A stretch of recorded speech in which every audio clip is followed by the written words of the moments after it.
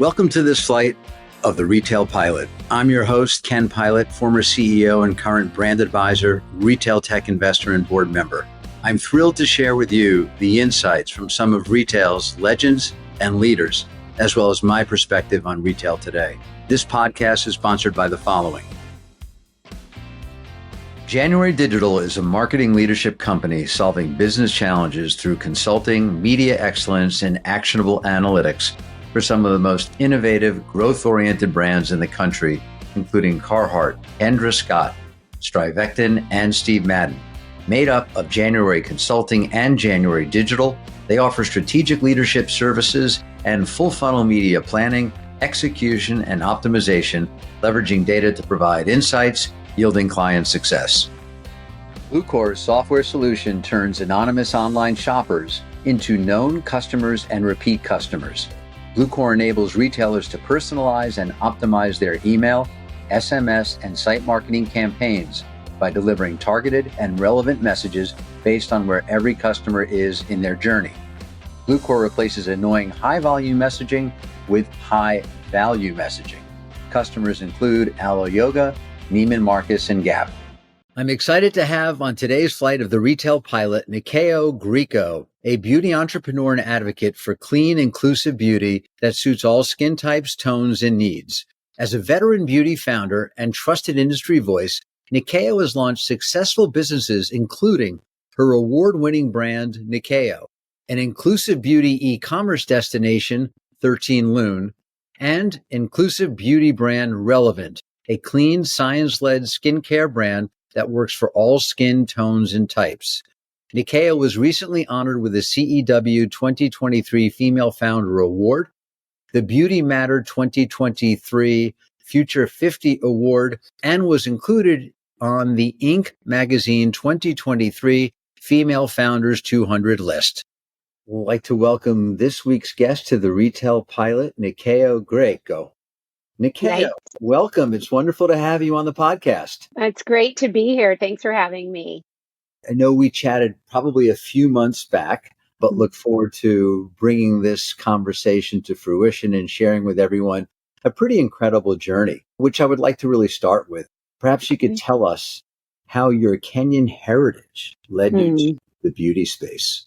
Yeah. So, my Kenyan heritage led me to the beauty space starting sort of at the age of 8. I'm a first generation American of Kenyan descent, and I met my grandmother, Nyakio, when I was 8 years old visiting Kenya for the very first time. She was a coffee farmer, and my grandfather, who passed away before I got the chance to meet him, was a medicine man. And my grandmother taught me my very first beauty secret using coffee beans that came from her farm. And we would crush them and we would add oils and different things that were hydrating. And then we would use rods of sugarcane that she actually grew to exfoliate our skin with the solution that we would make. And so, that always stuck with me. And, even growing up here in the States, my mom was, really committed to making sure that when it came to anything, our ailments, skincare, et cetera, that we were, really leaning towards things that come from the earth to treat our skin. And sort of use the example of my medicine man grandfather when she was growing up, that he would go out in nature and extract oils and plants to treat the skin and treat ailments. And so she tried her very best to sort of instill that in us as a way to take care of ourselves. And so that's really where it began, that, my interest, that deep connection to my family heritage was something I really leaned into because I didn't get the opportunity to grow up with my grandparents down the street or a couple states away. So any time with family in Kenya was always such precious and treasured times. And so I think just growing up as a kid here in the US, I really, looked to that sort of experience as a magical time in my life. So, your family thinking, if we can't live in Kenya, we'll move to Oklahoma. You lived in Oklahoma. Your dad did African studies at the University of Oklahoma. Yeah. And then you moved to LA and began your career in the entertainment industry. What motivated you to jump to beauty? Yeah. So, I was actually born in New York. So when my dad came home when I was 8 years old and said, we're moving to Oklahoma, that was a big surprise. But I definitely had a very pleasant upbringing there. And then, yes, as soon as I graduated from the University of Oklahoma, I hightailed it to Los Angeles. When I first came here, I thought I wanted to work in sports. I ended up working in entertainment and, working across various jobs as an assistant at a big agency and then production and then going back to representation. I found myself at the end of my entertainment career working mostly with actresses. So I had a lot of beauty products that used to come across my desk for them. I also got to be part of, a time when we were starting, this was the early 2000s, starting to see actors replace models on magazine covers and start to get beauty deals or align with big brands to be the spokespeople. And so I really loved being a part of all of those deals because I was always so passionate about beauty.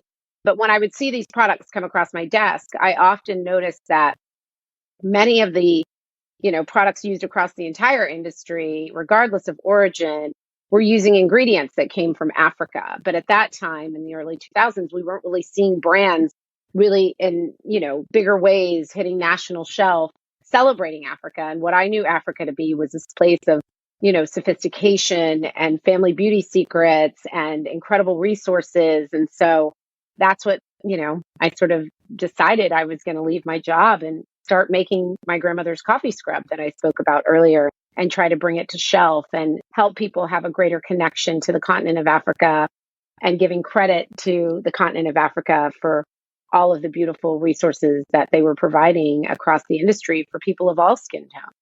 So you made this move in 2002. Yeah. Which must have felt like a big step. I wonder what your parents were thinking, leaving a job, going to a startup. What was it like starting up a business in 2002, which is generally tough for anyone? Yeah. But here you are, a woman, a Black woman looking to raise capital. Share with us what that experience was like. Yeah. It was definitely an interesting experience, but one that I'm so grateful for because it taught me a lot of tenacity and resilience. But, yes, when I told my parents I was leaving my job that I had worked so hard at to start up and to make my grandmother's coffee scrub, they were surprised to say the least, but they've always been very supportive of my goals and dreams. And so I didn't know the stats back then. While I don't believe that ignorance is bliss, it's just ignorance, I do think that I had naivete on my side when it came to how difficult it would be to raise money. I just believed I could do it. So I tried and I did and I failed and I won. And, at that time it was really hard. I mean, there was no social media, there was no LinkedIn. So a lot of it was, meeting people who would introduce me to people, sending a lot of cold emails that were never returned.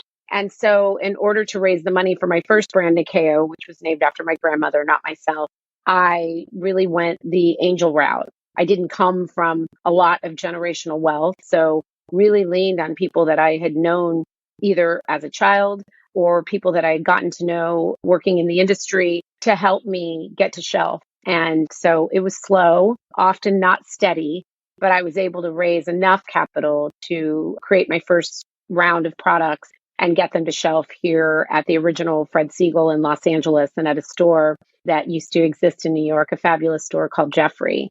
And, during that time, I didn't have a lot of capital. A lot of even the coffee I was supplying for the coffee scrub was funded by my own credit card. I did whatever I could, and that meant working every role in the company as founder, shipping and receiving, customer service, while also teaching myself how to be an entrepreneur, making plenty of life lesson mistakes. I just kept going. But, I also was able to rely on the industry that I had come from to go to the actresses that I used to work with to become sort of my official influencers, ambassadors. This is long before you had to pay them to tell people that they liked things. So when they were on the red carpet or when they were doing shoots, they would have my products with them. They would tell the other makeup artists and stylists.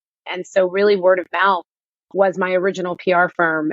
And that's how I did it. And it had many stops and starts because I would have amazing opportunities like the products being on the Ellen show or the Oprah show. And then I wouldn't have enough capital to fill the inventory in order to keep it going. And so I did have to sort of pull back from that business, at some points even shut down the business for months at a time in order to then go out, knock on doors, ask favors, meet people. That's where mentorship, I think, really became such a table stakes moment in my life was that I found great mentors during this time and, was able to get back up after those failures and start again. And that to me, while, access to capital was always the most challenging part of being an entrepreneur for me, I did defy the stats. And so I'm happy at that time I didn't know what they were because maybe that would have deterred me from taking that journey. Who was the most important mentor of that Mm. period for you? And was there a key lesson or path that they shared with you that became most important to your ultimate exit with Nyakio, which was in 2017? Wow, it's hard for me to pick just one. I mean, I think obviously my mother and my father, who's since passed, were two of the greatest mentors a girl could have in life. I also really leaned on my old bosses from entertainment and, especially those that founded the companies that I had worked for to teach me how to run a business. Then, as I started to grow with the Neh-Kay-Oh brand, actually the first mentor I had was the first man named Richard Peets, who at the time was working at the manufacturer. And it was the only manufacturer that said yes to me because at the time I could only afford to make 500 units, 1,000 units. And this was a big brand that had worked with a big manufacturer that had worked with some of the world's largest brands. But he believed in me and he believed in the concept. And so he said yes and became a longtime mentor when it came to manufacturing. And then, some of the CEOs that, Nyakio had been part of a larger portfolio of brands at one point called Gerwich Product. And Sharon Collier, who had been the CEO at the time, became a mentor. And Laura Mercier herself became a mentor. And then, I think I have a superpower, which is attracting mentors, which has also led me into being deeply committed to being a mentor now, because I know that that's how I got to where I am today. You sell the business in 2017. Mm-hmm. Must have been pretty exciting at the time. Mm-hmm. And then you stay on, and you probably had the most positive experience relative to where you are today as a Mm-hmm. result of the pandemic. Share Absolutely. with us what happened and how that actually helped supercharge perhaps your vision and your future. Absolutely. Yes. So we sold Nyakio to Unilever in 2017. I was still continuing to work with the brand at the time of the global pandemic, as well as the most heightened moment of racial reckoning that we had seen in our lifetimes. And at that time, I had Nyakio at that point, been working with that brand for 18 years. And, obviously, as I mentioned, had had many stops and starts. And yes, had defied the odds by becoming a Black female founder within the Unilever portfolio. But at that moment, it was still a pretty niche brand, even though it had made it to the halls of Unilever. And ultimately, in that moment, after George Floyd's murder, all of those listicles started coming out of top Black owned brands to shop and follow in support of Black owned businesses. But Nyakio was shooting to the top of these lists. And I, at that time, had been in business for 18 years. There were still many people who hadn't even heard of the brand Nyakio, even though it had had national distribution. And it was, I guess lovely that the brand was receiving attention, but it was at a time that I really wasn't concerned about beauty sales. And when the Spate report came out at that time that said, Nyakio was one of the fastest growing Black founded skincare brands of all time, I really did have that moment where I sat back like, this is what it took, built on the precipice of this heartbreaking time. And so, as opposed to sort of wallowing and, sitting in that sadness, I decided to start shopping the list. And I was shocked at how many brands were sitting alongside me on these lists that I had never heard of.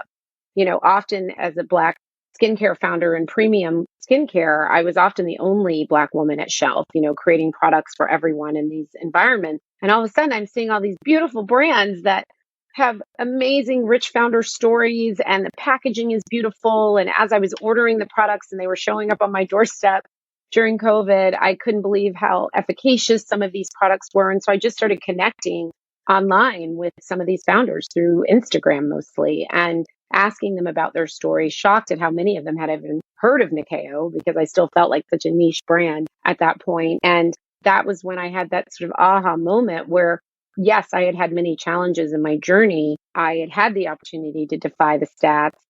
What's going to happen to them? And that's when, I came together with Patrick to create 13 Lune to be the first of its kind, truly inclusive beauty retail platform and debunk the myth that Black and brown founders only create products for ourselves. and all of the things that were sort of being fed to me during this time, even in support of Nyakio at the time before 13 Lune, being asked questions like, can I use your face oil or your coffee face polish? I don't look like you. And so coming from educators, I decided to view it as a moment to further educate people about just how wonderful the products are that Black and brown founders make, much as the products that they buy from other founders. So that is what led me to that moment. And all the years before it, the heartbreaks, the wins, all of it led me to actually finally aligning my purpose and my passion. You became for them what Fred Siegel and Jeffries was to you, this great opportunity, someone to represent their brand, to grab on, believe in them, and put them in front of the public. And you came up with this concept with Patrick Herning, who you've known for quite some time. Yeah. You did this, you came up with the concept in 6 months? Yeah. June of 2020 is when we had this little brief moment where we could leave our house and go have a meal outside. And then we shut down again here in California. But we went to lunch in June of 2020, socially distancing from one another across the table, and came up with the concept for the platform. And then we launched in December of 2020. And the name 13 Lune, I was thinking about our conversation we had a while ago, but there was something with, it means good luck, or there's luck involved. 13 Lune? Yeah. So 13 had always been one of my favorite numbers. And growing up with parents who were immigrants, they weren't really hip to superstitions in the Western world. And so when I was little, I remember I used to get teased when I would say my favorite number was 13. I always felt this connection. Some people are into that, to the number 13.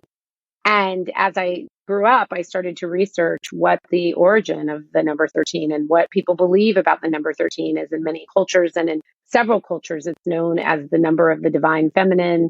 In Mayan culture, it's known as the number of the goddess. In many Native American tribes, there's 13 grandmothers that pass down their 13 pieces of wisdom. And so I really wanted to take the power of the beauty of 13 back.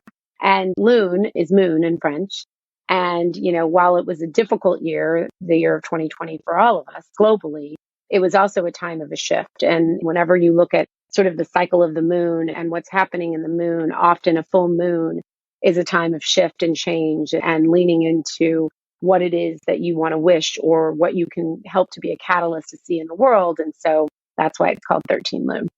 And 13 Lune, just to summarize, as I understand it, is a marketplace, a representation of different beauty products created by people of color for people of all colors. Correct. As well as that's 90% of our brands. And then 10% of our brands are dedicated to fostering allyship.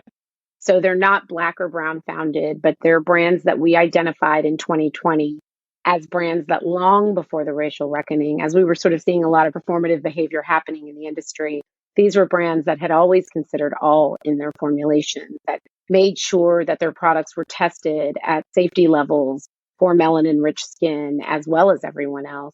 Brands that, pre-2020, in front of and behind the camera, were really operating from a place of diversity and inclusion. And so we invited them to be a part of 13 Lune at our 10% assortment, because what was happening in 2020 in support of Black Lives Matter and everyone sort of getting on board with, finally recognizing that Black and brown brands deserved more shelf space, we were also starting to see a lot of Black walls go up or Black virtual walls go up. And to me, it was really important. It took us so long to make waves and desegregating the beauty aisle. I wasn't interested in resegregating it.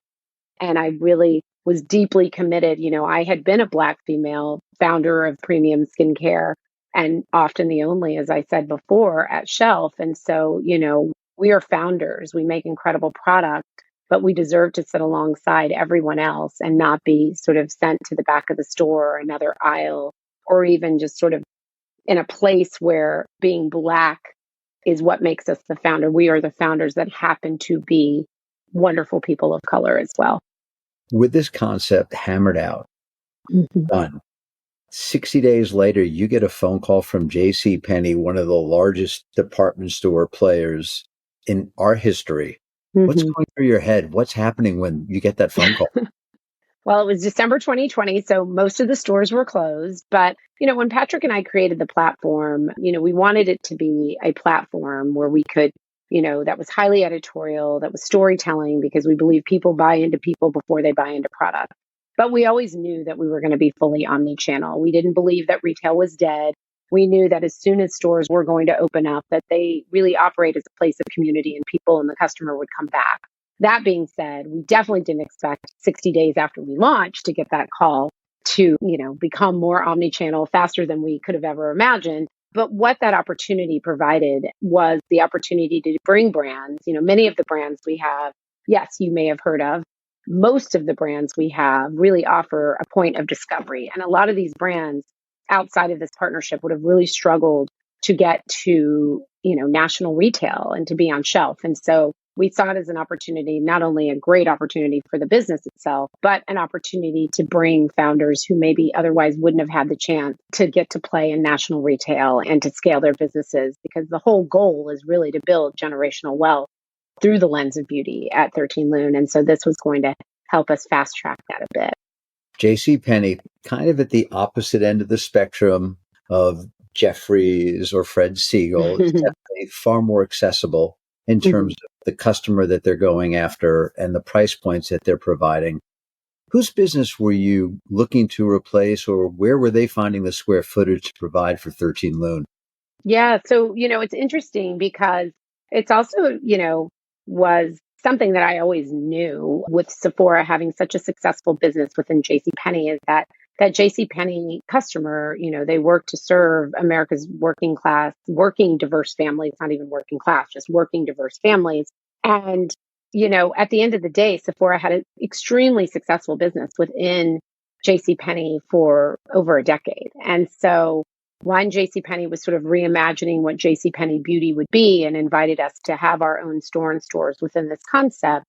We knew that customer was shopping premium due to the success that Sephora had had inside the store, as well as that, we were going to be able to provide an opportunity to bring even more diverse founders to shelf, which also helps to reflect that customer at JC Penney. So for us, it was sort of a no-brainer. Thank God for Sephora's extremely successful business in there. So we knew that beauty customer was part of JC Penney and that they were hungry for beauty, but also that we could do it at a place where we were just hoping to better allow consumers to see themselves better reflected at shelf.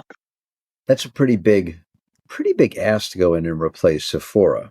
Put this on along with your partners at JC Penney. What were some of the challenges that you've been facing? This rollout's been happening for how long now? Yeah, so we launched our first 10 pilot doors in 2021. So before we were even a year old. And we rolled out all 608 13 Lune stores within JC Penney this past May, and the same month that we opened our first flagship store here in Los Angeles. So, I think the challenges reflect many of the challenges that I had when I was starting as a beauty founder, which is our founders' challenges of lack of access to capital and how to help them be able to scale from maybe being only D2C to 608 doors. JCPenney Beauty itself is a startup just like 13 Lune. So there were, the growing pains of us learning how to, Sephora operated as Sephora inside JCPenney, and Sephora is, the world's biggest global beauty retailer. So for JCPenney to be building their JCPenney Beauty assortment and space, as well as us coming in as a startup within a startup, there were many key learnings. But I'd say that at the end of the day, it's been an incredible experience to be able to have America's oldest retailer helping us scale within their space. But it's also really opened us up to the endless possibilities for 13 Lune as a brand, and Relevant, my brand, as a brand, and ways that we can diversify. We are, for all intents and purposes, we say Black and brown founders, but we're really creating a global beauty retailer. We're telling global beauty stories. We have brands from founders from every corner of the globe. We have more Latina, Latinx, and Hispanic brands than any other retailer combined. And so having this experience to grow within JCPenney and scale so rapidly has also helped us really identify where we want to go from a global perspective with 13 Lune as a brand itself. Before we get to relevant, I just want to ask you one more question about where you go with 13 Lune, because as you mentioned, you did open your first flagship store, 13 Lune store. Your product is available online at 13lune.com. Where do you see direct to consumer going? If you were to look out, let's say 36 months to 5 years, now, obviously the majority of your business is through JC Penney. They're driving a lot of it, but how do you see the direct consumer, your store business growing over the next 3 to 6 years? That's a great question, and one that I'm really excited to answer because, the JC Penney opportunity came about so quickly. It was, such a blessing as a startup to be able to have had the enormous growth that we've had over the last 37 months of existence. That being said, now that we've gotten these stores rolled out and have opened our first flagship store and had key learnings there, I'm really excited from a digital perspective. At the end of the day, we started as a platform and so much of our time and resources went into getting these 13 Lune at JCPenney stores open. But the opportunity now is to really kind of go back to what we started and really focus on how to expand our D2C growth. We are one of the fastest growing platforms and startups, but we are just now working on cracking Amazon and TikTok Shop and all of these things that otherwise, had we not had the JCPenney opportunity, would have been our sole focus in the beginning, growing the platform and then going into store.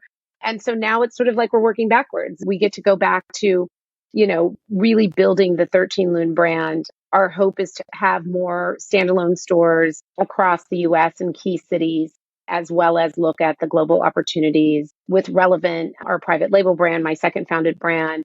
I've just recently launched into Sephora in the UK, hoping to expand that partnership. And so it's an exciting time. I feel sort of reignited and sort of re-inspired about what we started back in 2020, because now we get to really focus on 13 Lune as these 13 Lune at JCPenney stores are operating and moving and rolling, to get back to what Patrick and I started and continue to nurture the brands that are part of our assortment. We went from 13 brands to 200 brands. And so now, as Patrick always says, we watered the garden, we planted the seeds and then watered the garden, and now it's time to grow. And so really excited about that opportunity and having some really fun conversations. And I see it in my team, everybody is like, let's go 13 Lune. And so working in that energy and in that space is exciting. And now we get to go do all those things we meant to do in the very beginning. Let's take a quick break with a word from our sponsors.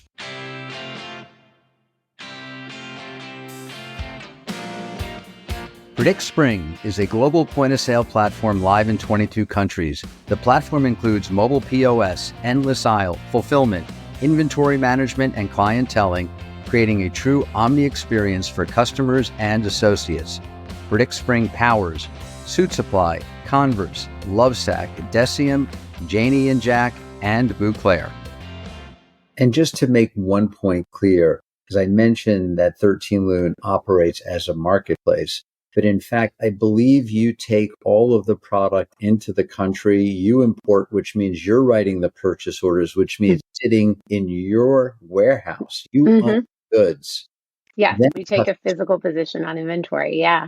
So that's a little different than a true marketplace. Yeah, we don't drop ship. We don't do any of that sort of typical marketplace. And that's very intentional. Every box that goes out from our warehouse has the 13 Lune, seal of approval stamp. It's got our marketing materials. It's got our sampling program. It's really, really important for us in the customer journey to sort of own that experience, because then you really, not only from the fact that it's important because we want to make sure that we're always being represented across all channels when it comes to fulfillment, but also as we continue to build the brand, it's important that people understand that 13 Lune is its own entity. And so, yeah, that's why we do it that way. What a massive curation project this must be, to constantly look for product across so many categories to meet the customer's need. Sounds overwhelming to me, yet during all this, you decide, wait, there's more. I'm going to launch another brand, which is Relevant. Tell us about Relevant, and why did you launch another brand? Weren't you It sounds like there's so much opportunity here with 13 Lune. Yeah, well, I'm a beauty founder at heart. That's what I started out as. So that's always going to be a part of me. But honestly, Relevant is the first time I've ever had the opportunity, the team, the autonomy, the capital to launch the brand of my dreams. Nyakio was an incredible experience for me, and I'm grateful for every part of that journey. But I was always sort of limited, even being, the niche brand in the portfolio. You don't get the marketing budgets or the team members, et cetera, that some of the larger brands do. And that's just a fact because of resources. And with Relevant, it was the first time, well, I got to put, my new beauty retailer hat on and see where there were still opportunities in the market to make sure that all consumers feel seen at shelf. I also got to work with chemists that I chose to work with, who were two of the most award-winning chemists. They've made some of the most award-winning brands in the industry, and they're both Black chemists. And so it was really important to me when creating Relevant that I worked with people who truly understood melanin-rich skin. Relevant is for everyone, but we did all of our testing on the most melanin-rich skin and sort of work backwards from there because we wanted to make sure that we were doing it at safety levels, that we were, clinically testing the products to, tapping into my family history of working with botanicals, married with science and formulations that I'd never had the opportunity to work at that level of science within Relevant. And, Relevant is the private label brand of 13 Lune. But my hope is that as we continue to elevate other brands, that we can also become a place to build a portfolio of brands under our umbrella, because I think it's important that as we look at the industry and look where we're going to be 20, 30 years from now, where a multicultural audience is going to be the majority in this country, it's really important that, and I learned a lot at Unilever, that we're looking at, the big strategic companies, that making it a little easier for them to identify, fast growing Black and brown founded brands, so that when we look at Gen Z and their shopping habits that are happening in real life now and beyond with Gen Alpha, et cetera, that they've got a choice in brands maybe housed under larger corporations that reflect who they are and that they feel seen at shelf. And you mentioned earlier that Relevant is now in Sephora UK. Yes. How's it performing? It's great. I mean, we just launched in November. So if anybody from the UK is listening, please go check it out at Sephora or at Sephora UK online. I mean, it's a dream realized for me. I probably met with the Sephora team with my first brand 5 to 10 times during my journey with Neh-Kay-Oh. Got to know a lot of them. They've always been such a supporter of me and my journey. But, back in the days when I had the opportunity to launch at Sephora, I knew that I didn't have the resources to win at shelf. And now feels like the perfect time to have this dream realized and to partner with them, to learn from them, and to, help expand Relevant beyond the walls of 13 Lune, the virtual walls, the physical walls, because it is a brand that I really look to inspiration globally to serve everyone. So that's been exciting. And I'm looking forward to the conversations we're having about expanding further. And yeah, it's just a testament to don't give up. It's a definitely sort of like a pinch me moment to have walked in and seen my products on the shelves at Sephora, because it's something I've wished for a very long time. How do you split your time between Relevant and 13 Lune? Because it would appear, I could be wrong, but Relevant is sort of at the higher end of 13 Lune and maybe a little different marketing strategy. I don't want to go into marketing net, but how do you split your time? Because it seems like there's two businesses to run. Yeah, no, it's wonderful. I mean, team, definitely. We're small but mighty, but team is key and crucial. We have an amazing merchandising team led by Janelle Freeman, who we call her the curator of the 13 Gallery. She learned everything she knew building beauty at Net-a-Porter under David Olson. And so her and her merchandising team, in the very early days, I got to be, definitely more involved in the process of choosing brands. Now we have so much inbound that that's definitely something that I had to take off my plate and leave it with the experts. We have an amazing digital team. We have an amazing brand team specifically for Relevant. And then we have a JC Penney team because that is a massive part of our business. And, really looking to, as we continue to expand our retail presence as standalone, looking at building a retail team. So for me, I definitely spend, I'd say it's 50-50 as far as, my time being the co-founder. Oh, and having a co-founder is a game changer as well, especially when we are definitely the yin and yang to each other in the most beautiful way. So working with Patrick, running the company is crucial. But as far as relevant goes, innovation is what I love the most. And so I do spend a lot of time in the labs with the chemists. We started with skincare in 2022. We've since expanded into fragrance and cosmetics, which is another dream come true because I'd always wanted to have skin first cosmetics that recently launched. And so it's really team. And I know how lucky I am to say that, and how many people may be listening to this wondering, well, how do you get to team if you're just growing and, keep the faith? I've gone from being a solo entrepreneur to working with incredible teams. And it takes a while to get there for most, but it's definitely a game changer. I pride myself on surrounding myself with people who know a lot more in certain areas than I do. I'm really good at attracting very, very smart and resourceful people. And so I just hope to continue to do that as both 13 Lune and Relevant expand and beyond. I can see and feel your passion and energy. So it doesn't surprise me that you're able to recruit and have great talent on your team. Yeah. Congratulations on 2 brands. I mean, it's amazing. Definitely one brand is pretty great to have one that's successful, but you have 2.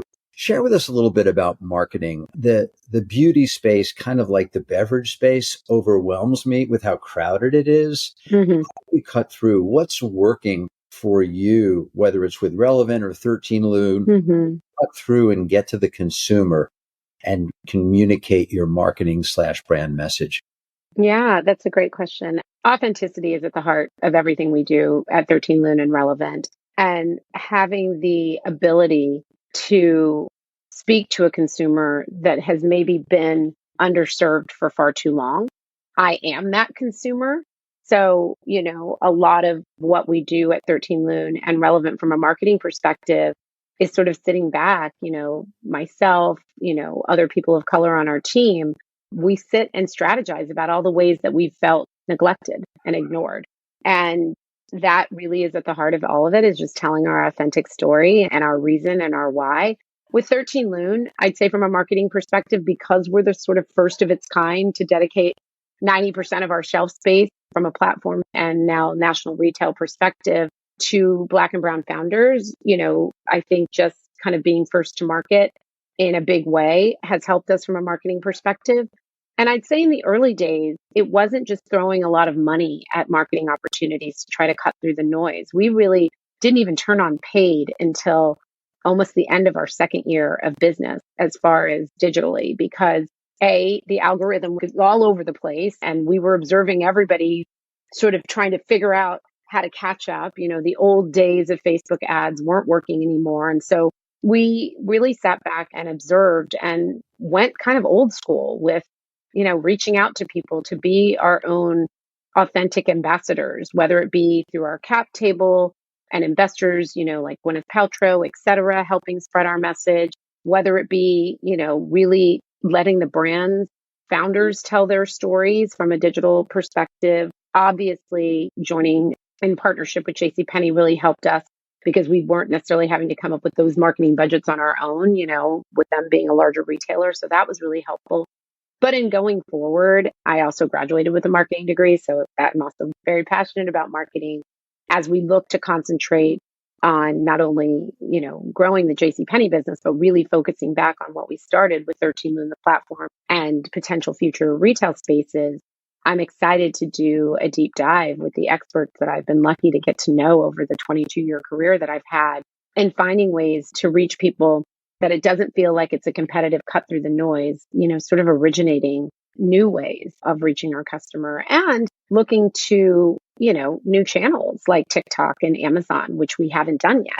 And so I see the possibilities as endless as far as those partnerships for marketing go. And then also thinking outside of the box. I can't announce it yet, but we have a really big partnership coming up outside of the beauty industry with a large corporation with 13 Lune and Relevant that, to me, it's not just that standard way of marketing doesn't work anymore.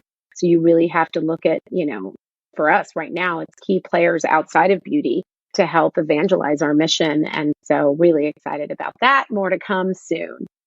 Collaborations still important going forward, Mm-hmm. celebrity associations, maybe Mm-hmm. that's in part some of the new announcement that you have to make, or is anything that we'll be seeing shortly that you want to share with us? I'll share it with you first as soon as Okay. I can. Technology, so much is happening in that space. Are you a technophile or a technophobe? I'm a technophile in the making. I think until I had a beauty retail platform, I always loved to be online, but I was private on most of my social channels until not that long ago. And finally, my publicist was like, you can't be private. You need to actually be out there as a founder. I've learned to embrace it through the experience of building 13 Lune. And now it's something that I get really excited about. I won a TechCrunch award. That was something that made me really excited and feel validated in the world of having a tech beauty platform. But yes, I think when you think about global reach, expansive global reach, it has to start with technology. We're not going to be able to go open, 5,013 Lune stores around the globe from a resource perspective. That's not the best use of our funds, but being able to reach a customer, especially a diverse customer in different parts of the globe where we're already celebrating them here domestically. I think the tech and the tech expansion, and that's something that when I think about future investment in the company, that we really want to dedicate funds to. I mean, there's so much exciting tech happening I've been learning about lately, and that will help you find ways to crack some of these bigger online communities for D2C. And so I think it's really cool. I love learning so much, and I'm just excited to learn more and more, and then to find the experts that can help execute on these opportunities for us, because I think, especially for 13 Lune and even Relevant, it's going to be key to our growth. Are you sharing platforms across companies? So are you on Shopify, for Yeah. example, both Yeah. Relevant and 13 Lune, or trying Yes. to identify which platforms will work well for both versus trying to pick a platform for one versus the other? Absolutely. Yeah. So we're with Shopify across both platforms, both Relevant and 13 Lune. And even when you go to shop some of our brands in the future, we may even implement tech where you can have your own look and feel for your brand if it's a brand that we're partnered with or another brand that we create. But when you go click to buy, it'll take you to the 13 Lune page, finding ways to better optimize those resources. And yeah, I mean, Shopify is amazing. Klaviyo has been incredible for the 13 Lune platform from an email perspective. We're seeing great performance there. And then we love to test and try. So we have, really started to sort of nail down, whether it be, shade matching, whether it be, another Cadence for Ambassador program, et cetera. We're exploring it all. And there's a lot of great tech out there. So it's exciting that we get to find what works for us. One platform I saw, I've just learned about this term. Have you ever heard of social proofing? No. What is Okay, it? you will know what it is. When you're on an e-commerce site, like a travel site, and you Mhm. see 32 people are looking at this room and there are Oh, two yeah. left, and you go two left, now there's one left. Yeah. So there's a platform out there and they add these tags to your product to create this FOMO, like 35 people are looking at this product right now. Yeah. I've definitely fallen prey to that, been influenced to get it now before it's gone. Yeah. So That's amazing. I just met this company, Tagstar, and they're actually doing this. So I'm investigating it, but I thought it was fascinating. Yes. I really hadn't seen it applied to apparel or beauty, but God, you see like 22 people just added this to their cart. And you're like, what am Yeah. I missing out on? Anyway, Totally. I just a lot love that. of stuff out there. Oh my There's, gosh. there's Okay. so I much need to to, discover. yeah, Um, I want to research that. so looking back at the business, if you could give yourself one piece of advice Mm. 20 years ago, well, no, probably 10, 20 years ago, you'd be like 15, 10 years. No, What advice? not quite. I mean, I started Nyakio in 2002 and I was 27. So you Oh, can do come the math. on. That's impossible. I can do the math, but I don't, I think I'm not doing it correctly. What's one piece of advice that you would give yourself going back to, let's say 2000, that you feel you wish you had at the time? Gosh, one piece of advice. I think I would go back and tell my younger self that it's okay to say no. And I mean that specifically in reference to investment. I think a lot of times, especially as female founders, as people of color founders, we get so desperate to keep the business going that we'll take a check that maybe doesn't align with our self-worth. And so, yeah, I think if I were to go back, that would be the advice I would tell myself is that listen to your gut. It's okay to say no. And often when you say no, the path leads you to a better opportunity, but it's really hard to unwind yourself from saying yes to a bad opportunity. What would you say are the greatest challenges facing the business today? I mean, I've said it a lot, I guess, in this interview, but I do believe it to be the biggest challenge in this business is lack of access to capital to people of color founders. I mean, it's wild that, when you do look at the stats, which are dismal now, I can't even imagine what they were in 2002 with less than, 2% of women getting venture funding and institutional capital and less than 0.0006% of Black women getting, institutional funding. And yet Black women are the fastest growing segment of entrepreneurs in this country. It's unacceptable. And so, yeah, I think that's the biggest challenge. But where I have hope is that it is going to become table stakes because when we look at, what the future population is going to look like, when you look at how Gen Z and soon to be Gen Alpha shops with shopping for good, making their shopping more meaningful, sustainable, etc. The check writers at the top, the strategics at the top aren't going to have an option unless they get on board with supporting people of color founders and these businesses, which can scale and be a massive multi-billion-dollar opportunity. So, I believe that 13 Lune and brands like Relevant and the brands that we carry that are doing extremely well will be a catalyst to helping move that needle for diversity inclusion in a bigger way. I get a little frustrated, when people say things to me like, oh, well, investment in diverse founders is really softening. It's not where it was in 2020.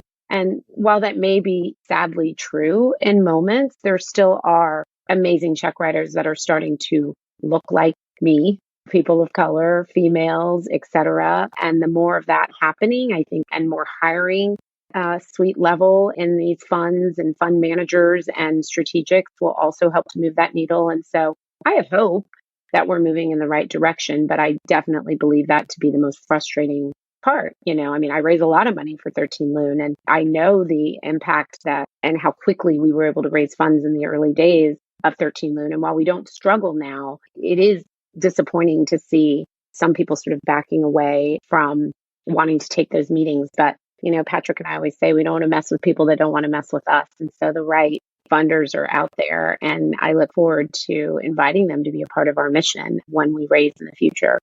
I'm around a number of companies that look to raise money either on the consumer side or the tech side. It is a challenging time, regardless of what you have, what you do, who you are, what you look like. It's tough that everybody wants a great deal. Things get dragged out. But I would have to imagine that with your success, you've definitely found it to be a bit easier than it was probably in 2002 when you started Neh-Kay-Oh. I mean, you have some gravitas behind you. Yeah, no, definitely. It's much easier now than it was then, obviously, because of the amount of capital that we have raised for our business. But, I think it's gotten easier because I'm starting to see people that didn't used to write checks be fund managers now and have their own funds. And so it's just been a great exercise in, finding your people. And we have many white male, amazing ally investors within 13 Lune. I think it's just more of a shift in perspective and responsibility and thinking bigger than just the check or the dollar amount or the return. For a lot of investors, it's about, building a highly profitable business and doing right in the world at the same time is what we're committed to at 13 Lune and Relevant. But, on the other end of the spectrum for the check writers, there are people that truly believe that way as well. And that's where we're really going to start to see a significant change in a wonderful way. But also, it's going to be an incredible business move for so many of these funders. And, the proof is in the pudding. Well, I know you have great partners at JC Penney, both Michelle Lazio and Mark Rosen. You couldn't have a better team there to put you forward, and you leading this charge on the Relevant side. Like, keep an eye on where you're going, because I'm just sorry I missed out on the fundraising round, but I didn't know Oh, you. we'll be raising again. Gotta be careful what I say. Okay. Yeah. But I would love to hear more. I'm totally enthusiastic about what you're doing. Thank you. Listen, Thank beauty you. has created a lot of wealth for a lot of people, probably more Yeah. so than any vertical that I've seen Hmm. in quite some time. So Right. you're on to the right thing. You ready for Thanks. rapid fire? Yeah. Let's do rapid fire. I Here we love go. a rapid fire round. Most fascinating place you've ever visited? Kenya. Who would you most like to meet? Michelle Obama. Favorite designer? Tom Ford. What celebrity would you most like to hear is using relevant? Beyonce.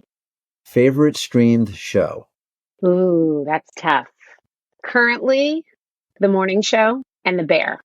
Bear won like every award. Yeah, so good. So good. And What collab- Shrinking is really good. I just started that this weekend. That's a really good show. Shrinking is excellent. So good. What collaboration would you most like to do? Gosh. So maybe LVMH, Louis Vuitton for Relevant or 13. And with that, we will land this flight of the retail pilot. Neh-Kay-Oh, Mm, thank you so much for joining us. thank you. I was happy to be here. I loved our conversation. Thank you for having me. Thanks for tuning in to this week's flight of the retail pilot. And please give us a review on your favorite podcast platform.